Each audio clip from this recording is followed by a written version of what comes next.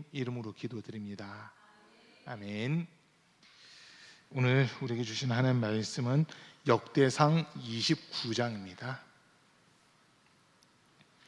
역대상 29장 10절부터 17절까지 말씀입니다.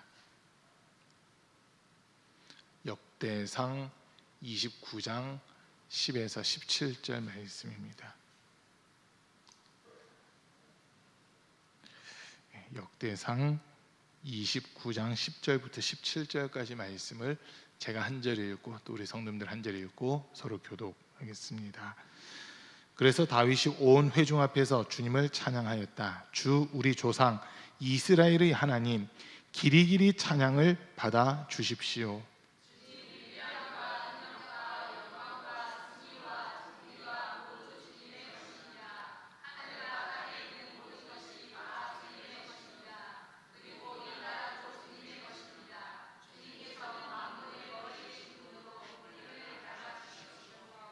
부와 존귀가 주님께로부터 나오고 주님께서 만물을 다스리시며 주님의 손에 권세와 능력이 있으시니 사람이 위대하고 강하게 되는 것도 주님의 손에 달렸습니다.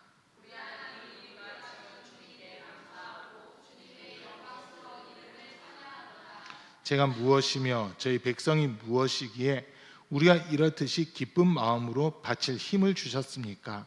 모든 것을 주님께서 주셨으므로 우리가 주님의 손에서 받은 것을 주님께 바쳤을 뿐입니다.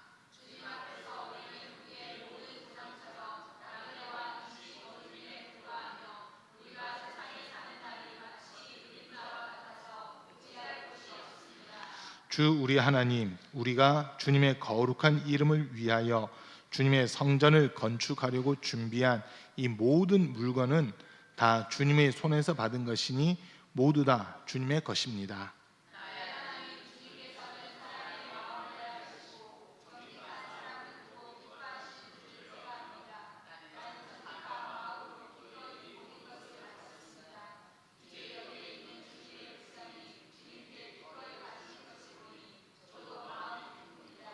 아멘. 오늘 또 이 수요일 저녁 함께 예배드리는 우리 모든 성도님들 삶 속에 주님 주시는 신령한 은혜와 은사와 복이 늘 충만할 수 있기를 간절히 축복합니다. 우리 주변에 계신 분들에게 주님의 사랑을 사랑합니다, 축복합니다 인사하겠습니다. 주님의 사랑을 사랑합니다, 축복합니다. 주님의 사랑을 사랑합니다, 축복합니다. 벌써 추석 새로 가셨나 봐요. 네, 다들 벌써 어디 가셨는지 벌써 추석 새로 가신 것 같아요. 오늘 낮에 이제 예배 드리고 나서 식사하는데 다음 주 수요일 날 점심이 없을 것 같다고 지금 그러시거든요. 점심 하실 분들이 낮엔 다 못 오신다고 지금 이렇게 연락 아까 말씀들 하셔가지고 그래서 다음 주 수요일 낮에는 예배는 드리는데 짜장면 시켜 먹어야 되나 혼자 지금 막 그런 고민을 하고 있습니다. 그리고 이제 낮에 못 오시고 저녁에 이렇게 오시겠다는 분들도 아까 계셨더라가지고 그래서 다음 주 수요일이 추석 연휴 마지막 날이고 이러다 보니까 고생하신다고 감사합니다. 괜히 짐을 드린 것 같아요. 많은 교회들이 이 추석 연휴 되고 하면은 주일날 이번처럼 이렇게 주일부터 수요일까지 되잖아요. 그러면 주일날 오전 예배만 딱 드리고 이제 수요일까지는 예배도 없고 모임 자체도 없는 이런 경우들을 상당히 많이 봤었거든요. 근데 제가 우리 교회 성도님들 이렇게 뵀을 때 분명 명절이라 어디 가신 분들도 계시겠지만 제가 볼 때는 대다수는 그냥 이 지역에 계시는 것 같아요. 그러다 보니까 지역에 계시는데 예배 안 드리는 것도 또 애매하고 이래서 그냥 저는 예배를 다 드리려고 그러거든요. 그러니까 가신 분들은 가셔도 됩니다. 가셔도 되지만 예배는 다 있습니다. 우리 교회 예배는 다 있으니까 그렇게 해서 예배 안 드려야지 이런 생각은 안 가지시면 좋겠고요. 예배는 어쨌든 다 있고 이 예배를 통해서 우리가 멀리 가신 분들은 어쩔 수 없지만 안 가신 분들은 또 같이 예배 참석하시고 할 수 있는 그런 마음 가져주시기 바랍니다. 지난 주일 이제 우리가 11조에 대한 말씀을 좀 전하고 함께 말씀을 들었습니다. 이제 초신자들이라든지 아니면 믿음이 약한 분들이 제일 부담스러워하는 설교 중 하나가 11조에 대한 설교거든요. 11조 설교 내지는 헌금 설교, 이런 것들을 상당히 부담스러워할 수 있는 그 부분들이 있어요. 그런데 우리가 왜 11조를 드려야 하는지 주일날 말씀 들었지만은 11조는 제일 큰 이유는 내가 구원받았기 때문에 11조를 드리는 겁니다. 아브라함 이야기를 통해서, 그러니까 아브라함이 본토와 친척과 아버지 집을 떠나서 하나님이 지시하신 가나안 땅으로 와서 그곳에 사는 때 그돌라 오멜리라고 하는 이 왕을 중심으로 한 연합 군대와 전쟁을 하게 되잖아요. 그 지금 하나님의 아브라함과 함께 하셨기 때문에 아브라함 집에서 이렇게 키우고 이렇게 훈련시킨 군인들로만으로도 4개의 연합군의 군대를 이길 수 있는 지금 그런 이 아브라함의 민족이 되잖아요. 그런 걸 보면서 아브라함이 멜기세덱에게 자기가 가진 모든 것에서 10분의 1, 열의 하나를 그 멜기세덱을 통해서 하나님께 올려드리는 이런 모습들을 좀 설명을 드렸습니다. 그 멜기세덱에 대해서는 히브리서에서 표현하는 것은 그분이 예수님이시다라고 그렇게 소개를 하고 있거든요. 그 멜기세덱으로 표현되는 그분이 원래는 제사장이라 한다 같으면 모세 시대 때 아론의 그 혈통을 타고 내려오는 사람들만 제사장을 할 수 있지만 이 멜기세덱은 아론보다도 훨씬 이전 세대 사람이면서 아브라함에게 이렇게 11조를 받았던 그런 모습을 통해서 어디서부터 와서 어디로 왔는지 알지 못하는 그런 사람이라고 소개하는데 결국 그분이 예수님이셨다라고 하는 그걸 우리가 이렇게 성경을 통해서 알 수 있습니다. 그러다 보니까 아브라함이 멜기세덱에게 11조를 바칠 수밖에 없었던 것은 구원받았고 하나님이 함께 하셨기 때문에 이 고백의 표현이 11조를 드리는 거였습니다.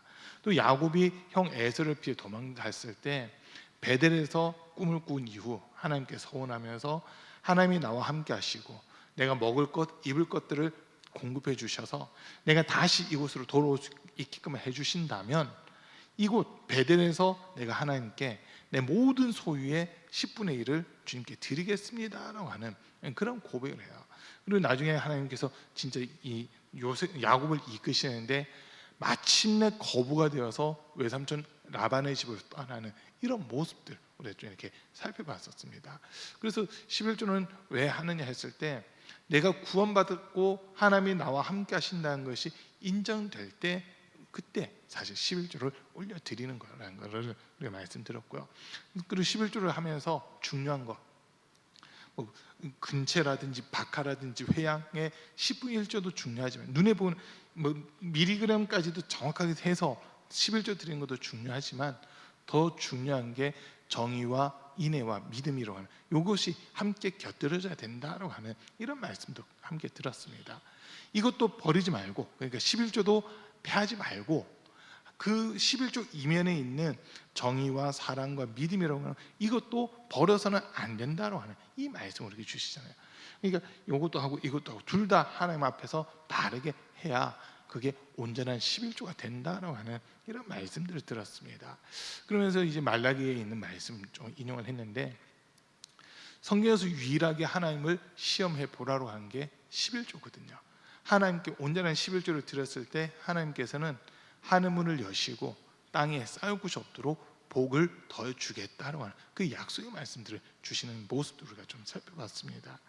그리고 이제 오늘 읽은 본문을 택했는데 11조에 대한 말씀들, 11조에 대한 내용들은 주일날 이제 성경에 나와 있는 11조에 대한 건 거의 다 제가 말씀을 드렸어요. 그러다 보니까 이 주중에 오늘 수요 예배도 그렇고 금요 기도회도 그렇고 상당히 고민이 되더라고요. 큰일 났다. 11조에 대한 거 주일날 얘기를 다 해버렸는데 뭘 가지고 이제 11조에 대한 설교를 하지 이 마음이 드는데 오늘 읽은 말씀 중에서 14절 말씀 때문에 오늘 본문을 잡았거든요. 14절 말씀 잠깐 좀 보겠습니다. 같이 한번 읽어보겠습니다. 제가 무엇이며 저희 백성이 무엇이기에 우리가 이렇듯이 기쁜 마음으로 바칠 힘을 주셨습니까? 모든 것을 주님께서 주셨으므로 우리가 주님의 손에서 받은 것을 주님께 바쳤을 뿐입니다. 주인께 받은 것을 주인께 바쳤을 뿐입니다. 이 부분이 사실 11조와도 연결되고 있는 그런 부분이라서 오늘 이 말씀을 좀 택했습니다. 오늘 읽은 본문 전체적인 배경은요, 이 다윗이 하나님의 언약궤를 볼 때마다 마음 아픈 부분이 있었잖아요. 사무엘보다 그 이전에 엘리 대제사장 때 홈리와 비누아스가 전쟁에 나갔다, 블레셋과의 전쟁에 나갔다가 이 언약궤를 빼앗기게 되거든요. 그래서 이 실로에 있던 언약궤가 에베네셀에 왔다가 이제 그 블레셋 사람들에 의해서 그걸 빼앗기고, 블레셋의 이제 여러 지역들을 돌다가 나중에 유대 땅으로 돌아오게 돼, 베스메스라는 곳을 오게 되고, 그리고 이제 오벳에돔의 집에 머무르는 그런 모습들이 있었는데, 그 전에 오벳에돔 집에 오기 전에 이제 그 저기 타작마당에서 이렇게 하나님 앞에 제사도 드리면서 했던 그런 모습들이 있었잖아요. 그 다윗은 어쨌든 이 하나님의 언약궤가 막 방치되어 있는 이 모습 자체가 너무 안 좋아가지고 그를 성전 예루살렘 성으로, 다윗 성으로 그 언약궤를 옮기게 되거든요. 언약궤를 옮기고 나서 한참 지난 후에 다윗이 이렇게 보니까 자기는 백향목으로 지은 왕궁에 있는데 하나님의 언약궤는 아주 초라한 천막 안에 이렇게 있거든요. 그 모습을 보니까 마음이 너무 불편한 거예요. 천지를 창조하시고 온 우주를 창조하신 하나님이 이스라엘 백성들과 함께 하신다라고 하는 그 약속의 증거가 언약궤였는데, 그러니까 언약궤를 볼 때는 이스라엘 백성들이 가지고 있었던 마음이 하나님을 보는 거였어요. 그냥 상자를 보는 게 아니라 그 상자 속에 주신 하나님의 말씀, 하나님의 섭리, 하나님의 뜻, 이런 것들이 담겨져 있다 보니까 언약궤를 본다고 했을 때 이스라엘 백성들은 하나님을 본다 이렇게 받아들이는 그런 부분들이 있었거든요. 그러다 보니까 하나님을 두려워하고 하나님을 경외하는 마음을 가지고 있었던 경건한 사람들일수록 그 언약궤가 초라하게 있는 모습을 볼 때마다 마음이 불편하더라는 거예요. 하나님에 대해서 전혀 이제 형식적인 신앙생활을 하는 사람들은 언약궤가 그냥 비를 맞고 있든 바람을 맞고 있든 별로 신경을 안 쓰는데, 이 다윗은 계속 언약궤가 눈에 밟히는 거예요. 초라한 나는, 어떻게 보면 아주 보잘것없고 내세울 것 없었던 나는 왕이 되어서 이렇게 왕궁에 있는데, 온 우주의 주인이시고 온 천하 만물의 주인이신 하나님이 저 초라한 천막에 있다는 게 계속 마음에 걸린 거예요. 그래서 하나님께 소원을 하는 겁니다. 하나님, 제가 하나님 언약궤를 둘 성전을 짓고 싶습니다 라고 하나님께 소원을 해요. 근데 하나님께서는 다윗에게 그것을 허락지 않으시거든요. 이유는 다윗은 전쟁을 많이 했던 사람이고 그 손에 피를 많이 흘렸던 사람이기 때문에 하나님께서 성전 짓는 것을 허락지 않으십니다. 대신 솔로몬을 택해서 솔로몬이 다윗의 뒤를 이어서 왕이 될 것이고 그 솔로몬을 통해서 성전을 건축할 것이다 라는 이 말씀을 주시는 거예요. 다윗 입장에서는 낙심될 수도 있었겠지만 낙심되는 게 아니라 오히려 그걸 기뻐하면서 감사하는 거예요. 하나님 뜻을 알았잖아요.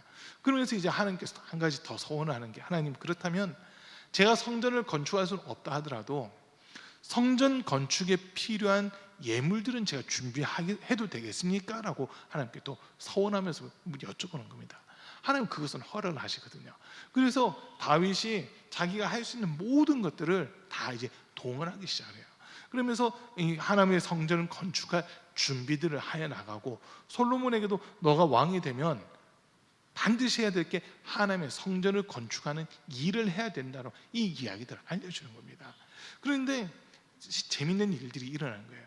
다윗이 온 마음을 다하고 힘을 다해서 정말 성전 건축에 필요한 모든 재료들, 예물들을 막 준비를 하고 있으니까 그 모습을 본 이스라엘의 각 지파의 지파장들이라든지 족장들이라든지 부대장들, 이런 사람들이 다윗의 모습을 보면서 지금 임금님이, 다윗 왕이 하나님의 성전을 건축할 준비를 하는데 이거는 나도 해야 되겠다고 하면서 많은 사람들이 스스로 참여를 하기 시작합니다. 강제로 하는 사람이 아무도 없고 억지로 하는 사람이 아무도 없고 모든 사람들이 기꺼이 자발적으로 자원하는 심정으로 그 일들에 동참하고 있는 이런 모습들이 나타나고 있습니다. 그러면서 이제 우리가 오늘 읽지는 않았는데 6절과 7절 말씀 잠깐 볼게요. 6절 7절 6절부터 역대상 29장 6절부터 말씀을 같이 한번 6절과 7절 두 절만 먼저 보겠습니다. 그러자 각 가문의 장들과 이스라엘 각 지파의 족장과 천부장과 백부장과 왕실 업무 관계자들이 기꺼이 바쳤다.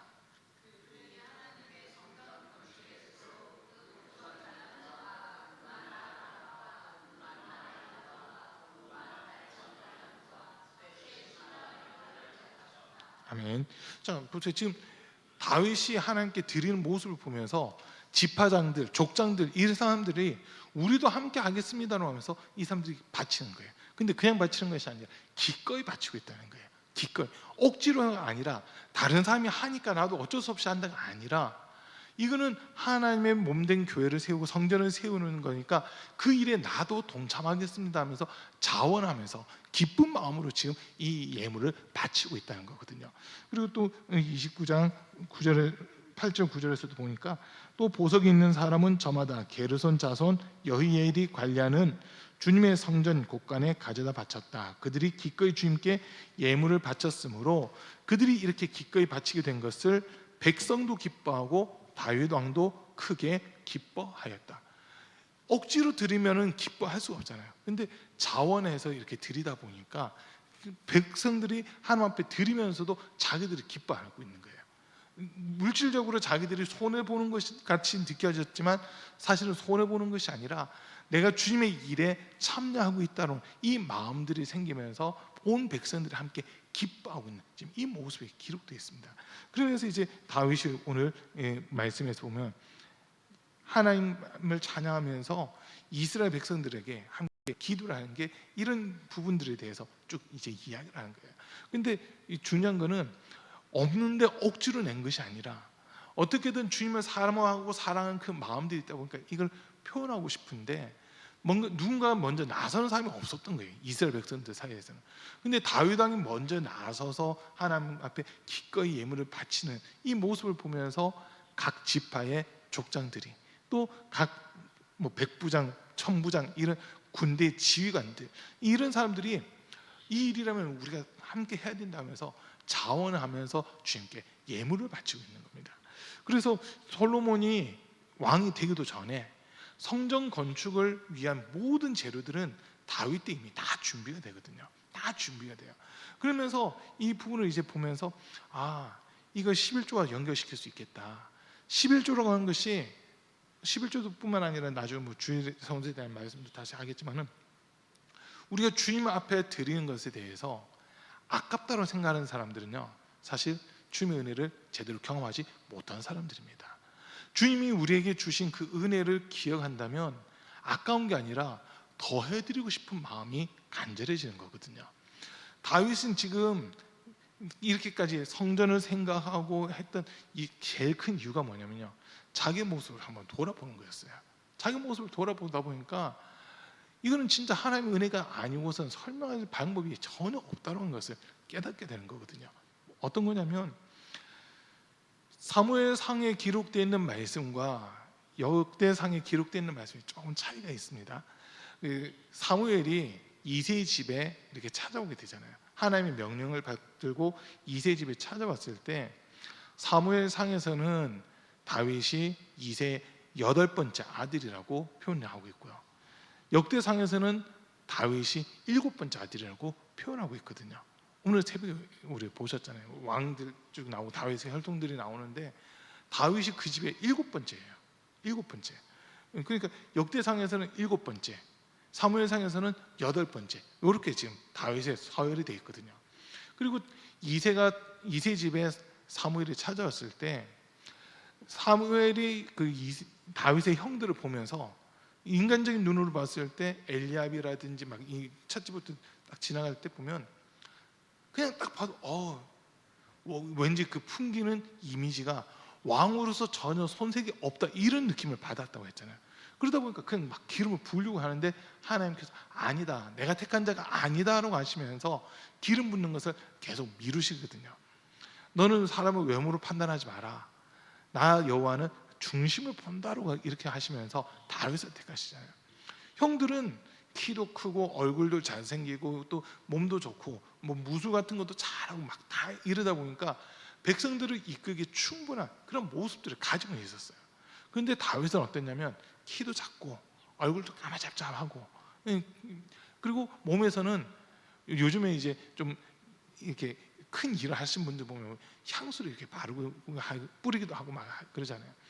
옛날 그 축구 선수들 가운데 축구 선수들 사이에서 제일 이해 안 된다고 했던 선수 중 한 명이 안정환이라는 사람이래요. 이제 운동 선수 옆에 가면 땀 냄새가 나야 되는데 안정환 옆에 가면 향수가 난대요. 향수 냄새가 나서 축구 선수들이 다들 이상하게 쳐다봤대요.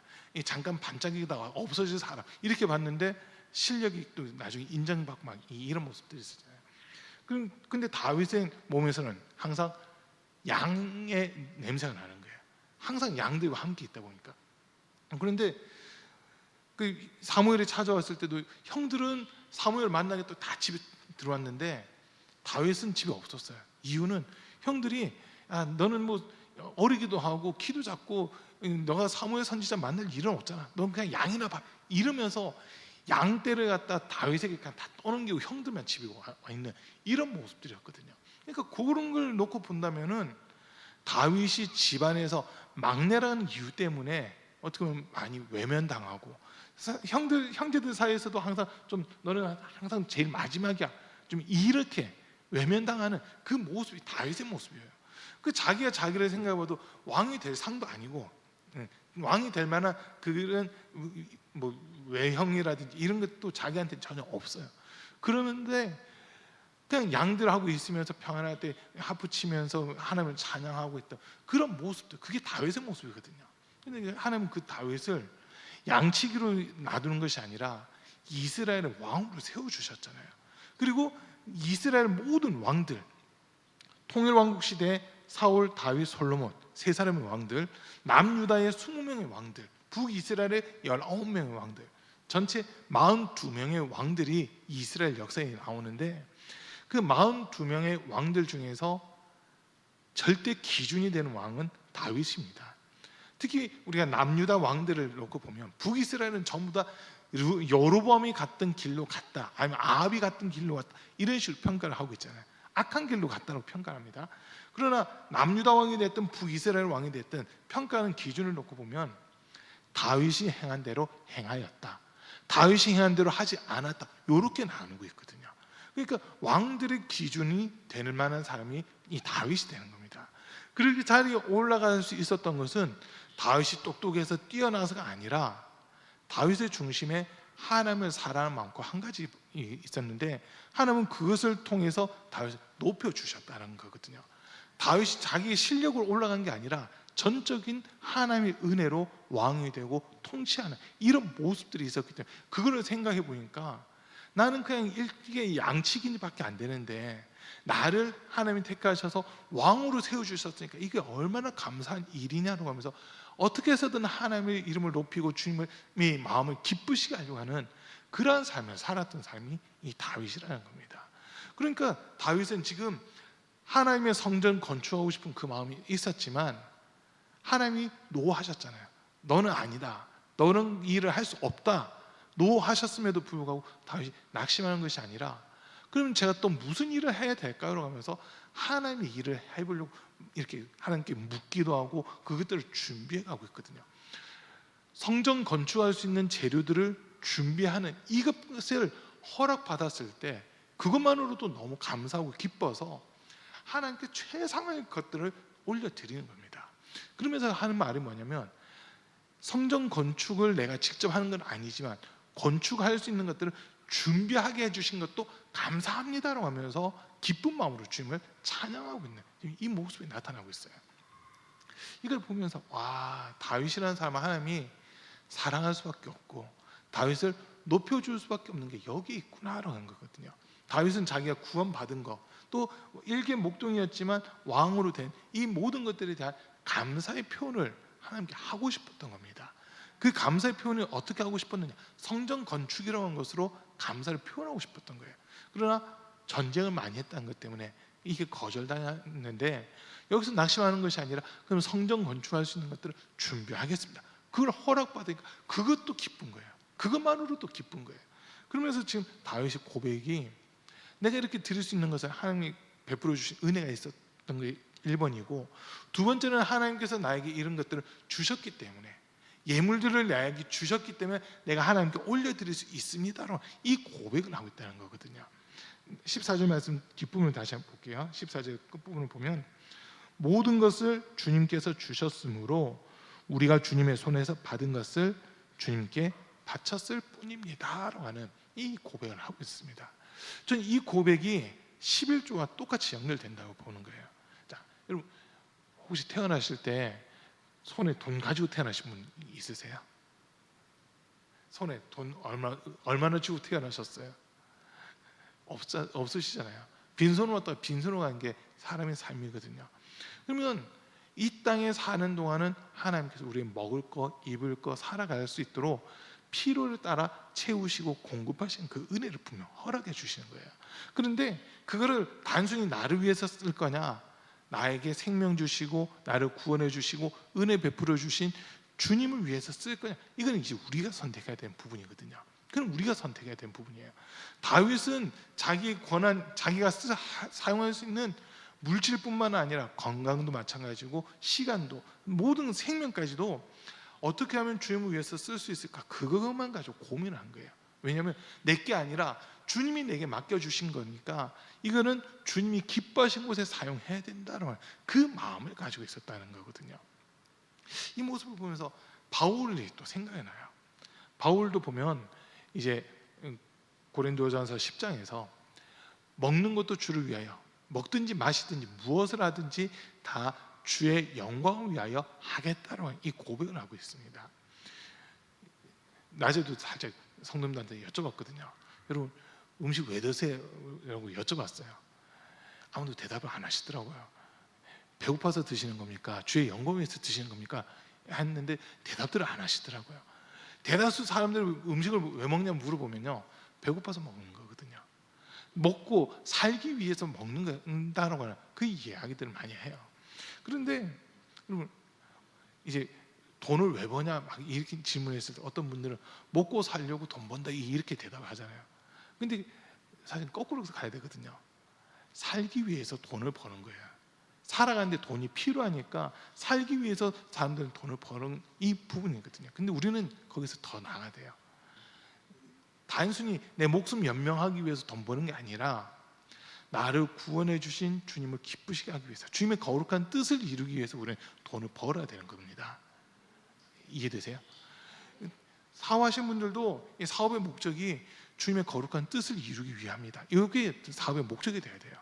단순히 나 부자 되고 싶어 이게 아니라 어떻게 하면 내가 더 영향력 있는 사람이 되어서 더 많은 사람들에게 복음을 전할 것인가, 어떻게 주님을 나타낼 것인가, 이걸 고민하면서 사업을 하셔야 주님이 거기에 복을 주시는 거거든요. 단순히 나의 만족과 유익을 위한다면 너는 나랑 상관없는 자다라고 주님이 선을 그어버리세요. 그러나 어떻게 해서든 복음을 전하고 어떻게 해서든 한 사람이라도 주님께로 이끌기 위해서 주님 돈이 필요해요. 그러니까 이 돈을 다스릴 수 있는 그 지혜와 권세를 저에게 주십시오. 이런 사람들을 주님이 도와주시는 거거든요. 단순히 내가 부자 되고 싶어서 돈 주세요가 아니라 복음 전하는 그 통로가 되기 위해서 돈을 주세요. 이렇게 하나님이 채워주신다는 거예요. 자, 그래서 우리가 이렇게 보면서 바울이라는 사람은 빌립보서 3장에서 보면은 예수님을 만나기 전에 자랑했던 것들이 있잖아요. 히브리인 중에 히브리인이요 난지 8일 만에 할례를 받았으며 베냐민 지파라는 거예요. 그리고 또 율법의 의로는 흠이 없고 열심으로는 교회를 박해하는데 앞장섰던 그런 사람이고, 학문적으로는 가말리엘 학문에서 공부했던 사람, 자기 의를 드러내기에 충분한 조건들을 가지고 있었던 사람이 바울이었습니다. 그런데 그 바울이 빛으로 오신 예수님, 부활하신 그 예수님을 만나면서 그의 삶이 완전 뒤집어지기 시작하는데 바울이 갈라디아서 2장 20절에서 고백하기를 내가 그리스도와 함께 십자가에 못 박혔나니 그런즉 이제는 내가 산 것이 아니요 내 안에 그리스도께서 사신 것이라. 이제 내가 육체 가운데 사는 것은 나를 사랑하사 나를 위하여 자기 자신을 버리신 하나님의 아들을 믿는 믿음 안에서 사는 것이다 라고 하는 이런 고백을 합니다. 믿음 안에서 살아간다는 것은 나의 만족과 유익이 아닌 나를 구원해 주신 그 주님을 나타내고 증거하고 주님을 자랑하는 그러한 삶을 살아가겠다고 하는 이 믿음의 고백인 거거든요. 그러니까 하나님이 그 바울을 보시는 거예요. 그래서 바울은 빌립보서 1장 20절에서는 내가 살아도 주를 위하여 살고 죽어도 주를 위하여 죽나니 사나 죽으나 나는 주의 것이로다라고 하면서 내가 살든지 죽든지 내 몸에서 그리스도가 존귀하게 되기를 원한다라고 하는 이런 고백을 또 이렇게 하고 있습니다. 우리 고백 한번 읽어보겠습니다. 나의 간절한 기대와 소망을 따라 아무 일에든지 부끄러워하지 아니하고 지금도 전과 같이 온전히 담대하여 살든지 죽든지 내 몸에서 그리스도가 존귀하게 되려 하나니 이는 내게 사는 것이 그리스도니 죽는 것도 유익함이라. 주님 만난 사람들의 삶은 이렇게 바뀐다는 거예요. 나를 위해서 사는 게 아니라 나를 구원해 주신 주님을 위해서 살겠다라는 이 고백들이 나오는 거거든요. 그러니까 지금 다윗도 보면 자기 샤워질을 안 한 거예요. 일개 목동에 불과했던 자기를 이스라엘의 왕으로 세워주셨고, 그리고 모든 왕들을 평가하는 기준이 됐다고 하는 이 부분을 볼 때는 다윗이 암만 생각해도 이거는 있을 수 없는 일이거든요. 있을 수 없는 일이에요. 그런데 하나님이 개입을 하시니까 보잘것 없었던 자기, 집안에서도 가장 소외됐던 이 다윗이 이스라엘 한 국가의 통치자가 되고, 한 국가의 통치자일 뿐만 아니라 역사 속에서도 정말 많은 사람들에게 존경받는 그런 인물이 됐잖아요. 이걸 생각할 때 다윗은 이거는 내 힘이 아니라 전적인 하나님의 은혜이기 때문에 내가 주님을 위해서 살아야 된다, 이 고백을 할 수밖에 없었다라고 하는 겁니다. 자, 그래서 다윗의 고백은 뭐예요? 주님이 내게 주신 것을 주님께 드렸을 뿐입니다라고 이 고백을 하는 겁니다. 이 고백을 보면서 예수님이 말씀하셨던 달란트 비유를 다시 한번 생각하게 되거든요. 한 주인이 자기 종들을 불러서 재능에 따라서 어떤 사람은 5달란트, 어떤 사람은 2달란트, 어떤 사람은 1달란트를 맡기잖아요. 근데 이제 그 5달란트 받은 사람들을 한번 이렇게 보는 거예요. 보는데 이 사람이 처음부터 5달란트의 그 가치가 있었을까라고 하는 이 질문이 사실 주어졌었거든요. 그 질문에 고민만 한 게 아니라 기도도 하고 자료들도 막 찾아보고 했는데 자료들은 설명이 안 돼 있어요. 제가 고민한 부분에 대한 설명이 없더라고요. 기도하는 중에 이제 깨달아진 게 그 5달란트 받았던 사람도 본문엔 기록되지 않지만 처음에 그 사람도 1달란트였다는 거예요. 처음에 그 사람도 1달란트인데 주인이 1달란트를 맡겨봤을 때 그 1달란트를 가지고 어쨌든 이거는 내 게 아니라 우리 주님의 것인데 이것을 나에게 맡기신 만큼 내가 주님에게 보답을 해야 된다, 내 주님을 기쁘게 해야 된다 하면서 그걸 가지고 어쨌든 주인을 기쁘게 하려고 몸부림치면서 열심히 했다는 거예요. 열심히 하다 보니까 1달란트가 2달란트가 된 거죠. 그리고 그 후에는 주인이 다시 2달란트를 또 맡겨보는 거예요. 2달란트를 맡겼을 때 이 종이 또 그걸 가지고 우리 주인님이 나를 이만큼이나 믿어주신다고 하면서 더 열심히 내는 거예요. 그래야 한 결과 5달란트를 또 얻게 된 거예요. 그리고 5달란트에 대한 내용이 이제 본문에 마태복음 25장에 나와 있는데 그 5달란트를 가지고 또 열심히 해서 5달란트를 더 남기잖아요. 그러면 10달란트를 가져야 되는데 10달란트가 아니라 1달란트 지금 받은 사람 것까지 빼앗아 버리거든요. 1달란트 받은 것을 빼앗아서 이것을 10달란트 가진 사람에게 주라라고 하는 그 말씀을 예수님이 하시잖아요. 주인께 인정받기 시작하면 주인께서 더 믿는 만큼 맡겨주신다라고 하는 이 이야기가 되는 거거든요. 그걸 보면서 5달란트 받았던 사람 처음부터 5달란트가 아니라 이 사람도 처음부터 1달란트였지만 마태복음 25장에 나와 있는 그 1달란트 받은 사람은 보세요. 그 입술에 감사가 없어요. 원망과 불평만 나옵니다. 일을 맡기는 때 일을 이렇게 맡기는 입장에서는 내 하고 순종하면서 그 일을 더 지혜롭게 해가는 사람들에게 더 일을 맡기려고 할 거거든요. 집에서 자녀들 이렇게 키우는데 심부름 한 번씩 시킬 때가 있잖아요. 심부름을 시켜보면 애들 반응이 참 재밌어요.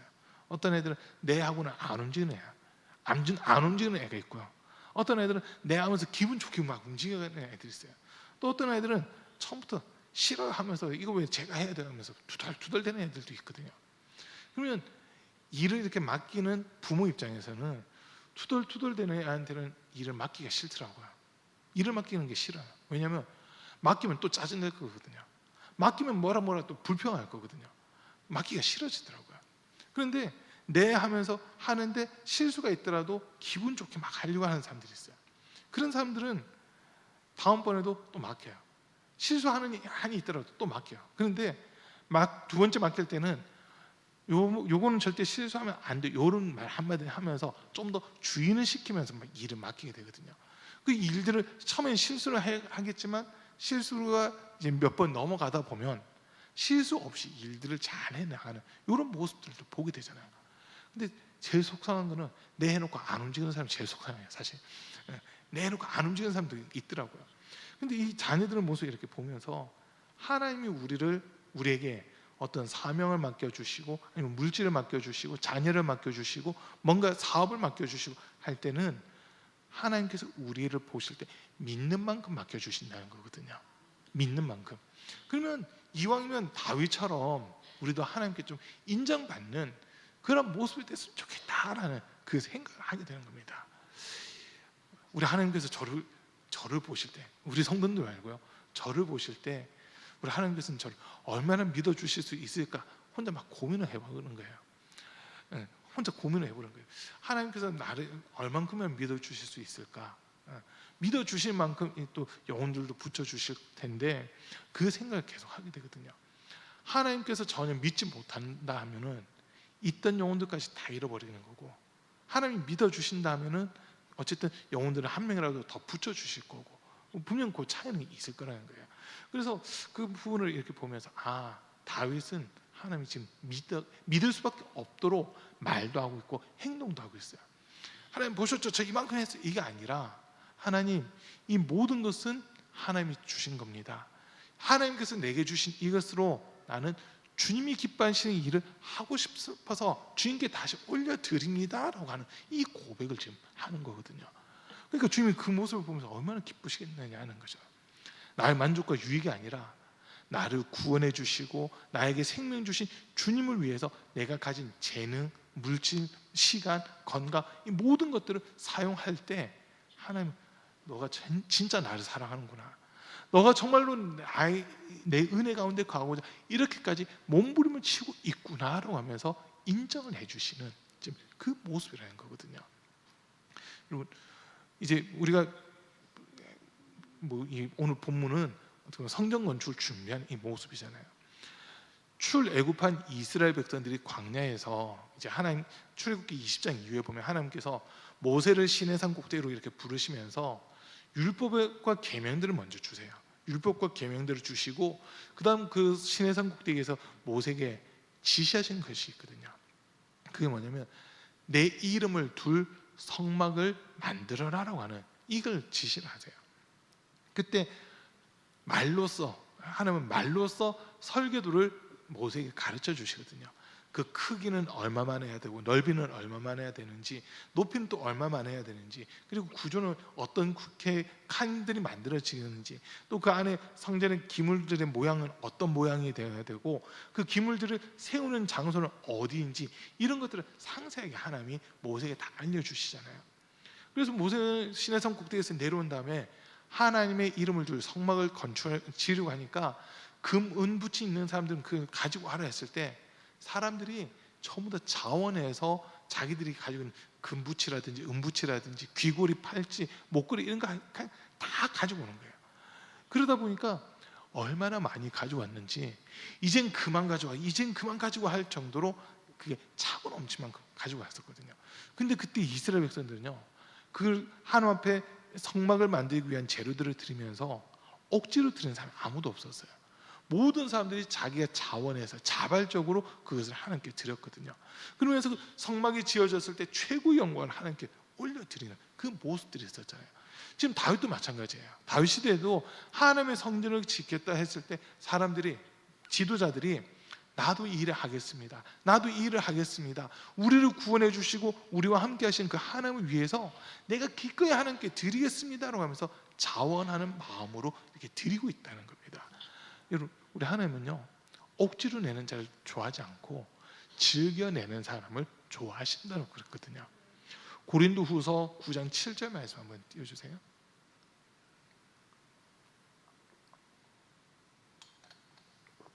고린도후서 9장 7절입니다. 한번 같이 읽습니다. 각각 그 마음에 정한 대로 할 것이요 인색함으로나 억지로 하지 말지니 하나님은 즐겨내는 자를 사랑하시느니라. 아멘.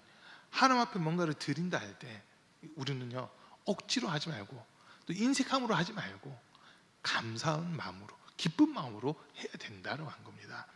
그걸 하나님 받으신다는 거거든요.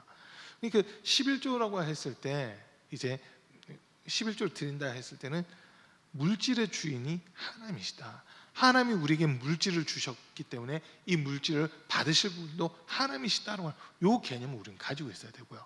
주의를 지켜야 된다고 했을 때는 시간의 주인 또 생명의 주인이 하나님이시다. 그거를 인정하는 그런 부분들이거든요. 그러니까 하나님이 우리에게 맡기신 거니까 하나님을 위해서 사용하는 거, 이게 지극히 당연한 거다라고 한 겁니다.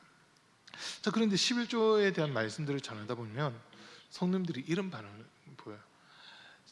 한 달 동안 열심히 일해서 번 월급 가지고 한 달을 살아가기도 빠듯한데 여기서 11조는 어떻게 냅니까? 이런 반응을 보이신 분들도 있어요. 근데 그분들은 한 가지, 하나는 아는데 둘은 모르는 분들이더라고요. 하나는 안다는 거는 자기가 열심히 일해서 돈 벌었다, 이거는 알아요. 그런데 둘을 모른다 했잖아요. 더 중요한 걸 모르는 거예요. 그것조차도 하나님이 허락해 주셨다는 거거든요. 하나님이 허락해 주신 거예요. 그러니까 우리가 그걸 누릴 수 있는 거거든요. 자, 10의 하나, 열의 하나를 바친다 했을 때 이게 사실 쉬운 건 아니에요. 쉬운 건 아니에요. 이제 여러분에게 한번 직접적으로 물어볼게요. 한 달에 용돈을 10만 원 받는 사람이 11조를 10,000원 했어요. 그럼 9만 원 가지고 한 달을 살아야 되잖아요. 10만 원 가지고 살기도 빠듯한데 9만 원 가지고 한 달을 살려고 하면 더 빠듯할 거예요. 자, 요 10만 원 중에 10,000원을 낸 사람, 그 다음에 1,000만 원을 버는 사람이 100만 원을 11조로 했을 때 이제 900만 원을 살아가는 모습인데, 여러분들이 보실 때 10만 원 버는 사람이 10,000원 내는 게 빠듯하겠습니까? 아니면 1,000만 원 번 사람이 100만 원 내는 것이 빠듯하겠습니까? 적은 액수 버는 사람이 훨씬 빠듯해요. 그런데 사람들은요 이상한 개념 가지고 있어요. 1,000만 원 벌어서 100만 원을 11조 한다고 하는 그 단위가 커지니까 아깝다고 생각해 버리는 거예요. 단위가 크기 때문에 아깝다고 생각하는 거예요. 그런데 다시 생각해 보세요. 이만큼 드렸지만 하나님은 나한테 이만큼 주셨잖아요. 우리는 이 땅에 아무것도 없이 그냥 왔는데 살아가려고 하나님이 공급해 주셨거든요. 그건 생각 안 하고 이 액수만 보고 이게 큰 돈인데, 큰 돈인데 이러면서 벌벌 떠는 거예요. 여러분, 그래서 제가 이렇게 보니까 뭐 액수가 커서 사실 내기 어렵다 이렇게 얘기하는 분들도 있긴 있어요. 근데 이분들보다 적게 버는 분들이 11조 하는 게 사실 더 어려운 겁니다. 더 어려운 거예요. 마치 예수님의 표현대로 과부의 두렙돈 같은 거예요. 자기 이 두렙돈은 하루 일용할 양식 살 수 있는 그런 돈이거든요. 그게 전 재산인데 그걸 하나님 앞에 드리고는 뭐 먹어야 되지? 이 고민해야 되는, 사실 이런 입장들이 있잖아요. 100만 원 버는 사람한테 10만 원 내려가면 이건 어려워요. 근데 1억 버는 사람한테 1,000만 원 내려가는 거는 생각보다는 어렵지 않거든요. 돈이 액수가 커서 그렇지 그 사람이 생활하고 살아가는 데는 1,000만 원 정도는 떼도 살아갈 수 있는, 살아가는 데는 큰 지장이 없는 그런 부분들일 거라는 거예요. 지금 좀 이해되세요?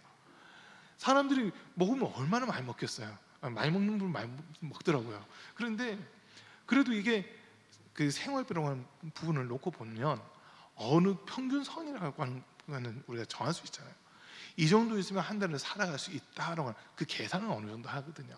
그러면 그거보다 더 많은 돈을 가졌을 때는 사실 잉여 돈이에요. 남는 돈들이 그거는. 그러다 보니까 많이 버는 사람들은 남는 것 중에 일부를 주님께 드리면서도 생색내거든요. 나 이만큼 드렸어라고 하면서 생색을 내요. 그러나 적게 버는 사람들은 자기 생명 다 주님께 드리는 듯한 사실 이런 모습이기 때문에 주님께서 보실 때는 많은 것 중에 일부를 드리느냐, 이게 내 전부인데 거기 정말 내가 줄이고 더 줄여서라도 하나님 앞에 드려야 되겠다는 이 간절한 마음으로 드리는 그 중심을 보고 계시는 거거든요. 그 중심을 보시는 거예요. 억지로 인색함으로 누군가에게 보이기 위해서 하는 게 아니라 내가 받은 은혜를 기억하면서 하나님께 드려야 된다고 하는 겁니다. 그래서 지금 다윗은 하나님이 내게 주신 것을 하나님을 위해 쓰겠습니다라고 하면서 드리니까 하나님 그 다윗을 높여줄 수밖에 없더라고 하는 거거든요.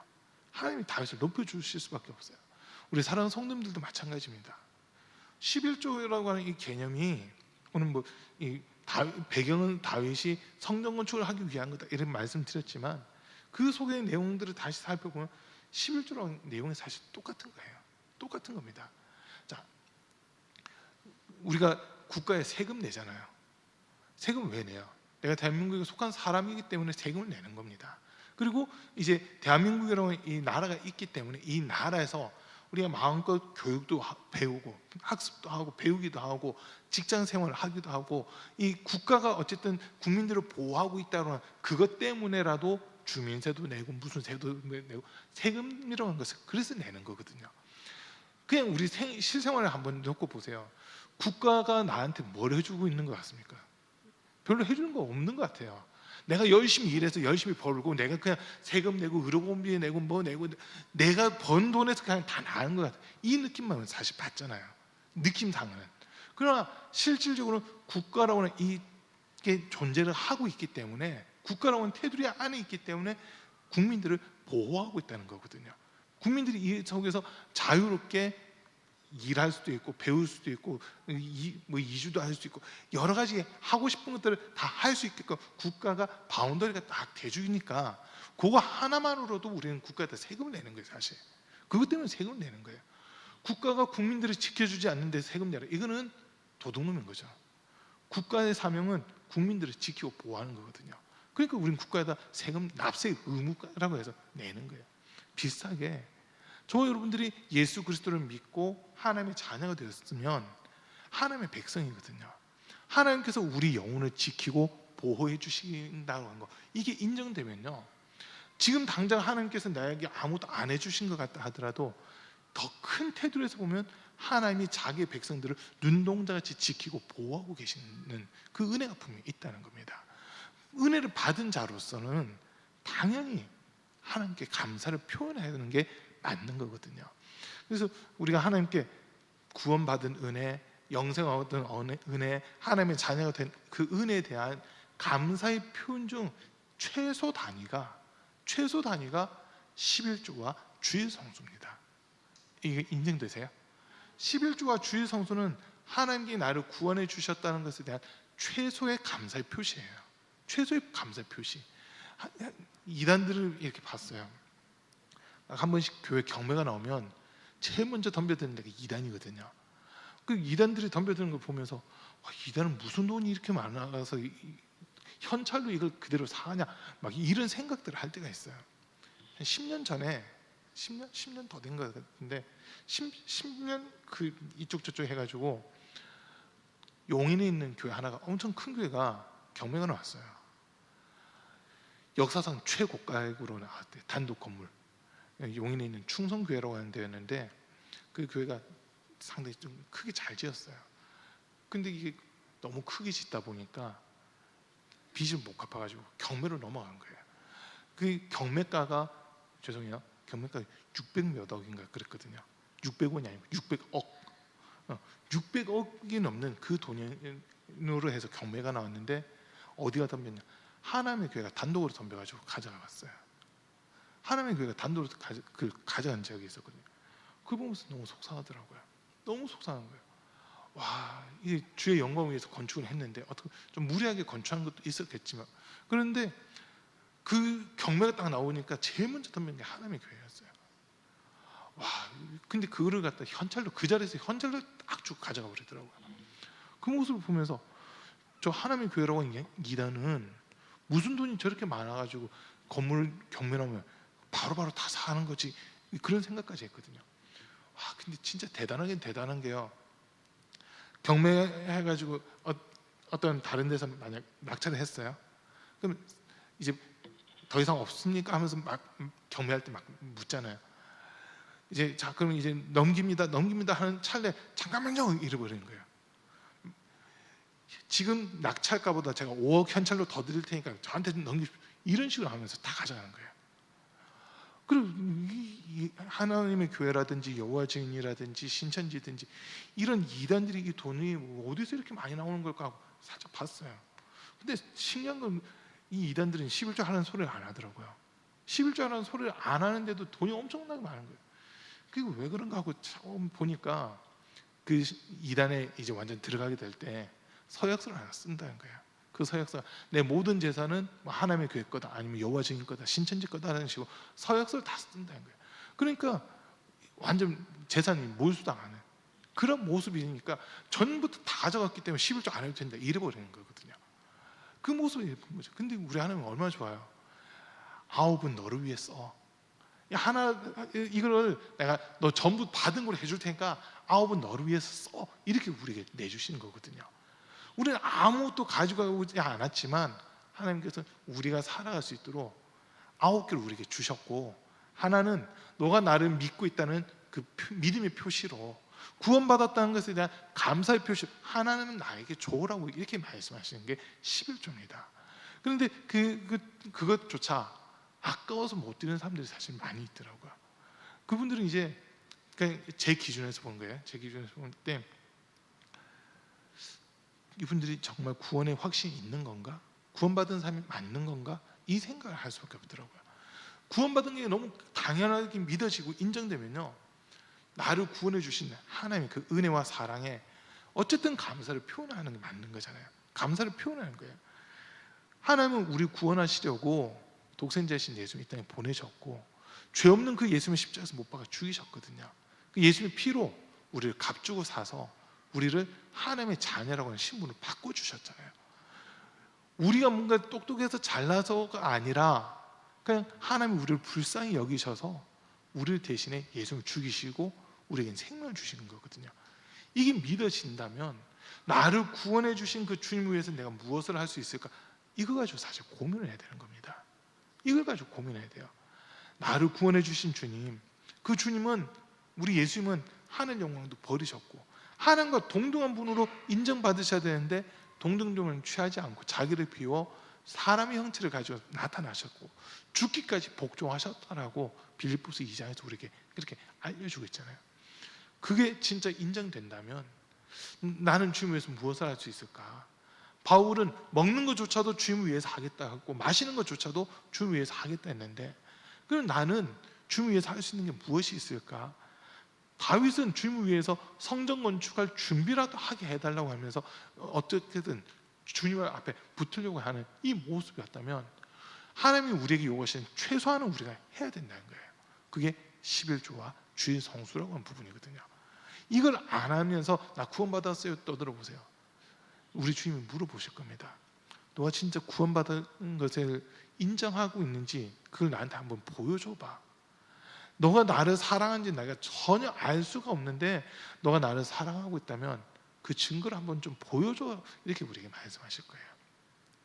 그럼 그 사람들은 그렇겠죠. 그러면 하나님이 저를 사랑하신다는 증거를 보여주세요 이럴 거예요. 하나님 보여주세요. 예수 그리스도의 피 흘리는 흔적들을 우리에게 보여주시거든요.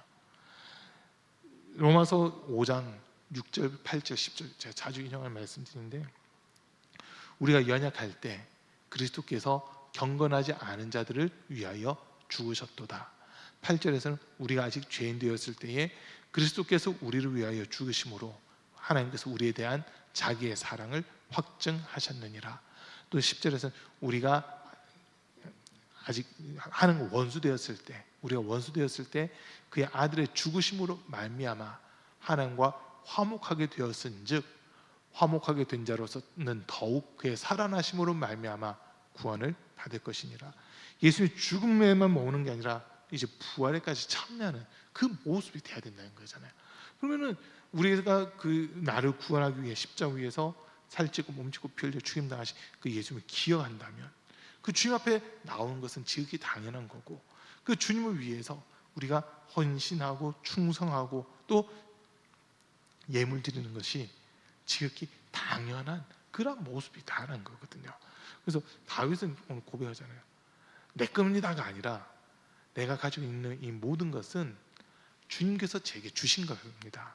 근데 이거를 저를 위해 쓰는 것이 아니라 주님이 저를 믿고 맡기신 거 제가 또 주님을 위해 쓰겠습니다 하면서 올려드리는 거거든요. 우리 물질도 마찬가지예요. 하나님이 내가 살아갈 수 있도록, 내가 이 땅에서 살아갈 수 있도록 하나님이 저에게 물질을 맡겨주셨는데 이 물질을 주님을 위해 쓰겠습니다 하면서 올려드리는 게 이게 11조가 되는 거거든요. 이게 11조가 되는 거예요. 그러니까 주님 말씀대로 9개는 나 자신을 위해 써도 주님 아무 소리 안 하세요. 그러나 하나는, 최소 하나는 하나님 위해서 써야 된다고 하는 거거든요.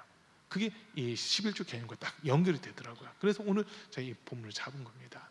우리 사랑하는 성도님들, 다윗이 하나님께 한번 딱 인정받아 버리니까 하나님께서 달란트 비유도 연결됩니다.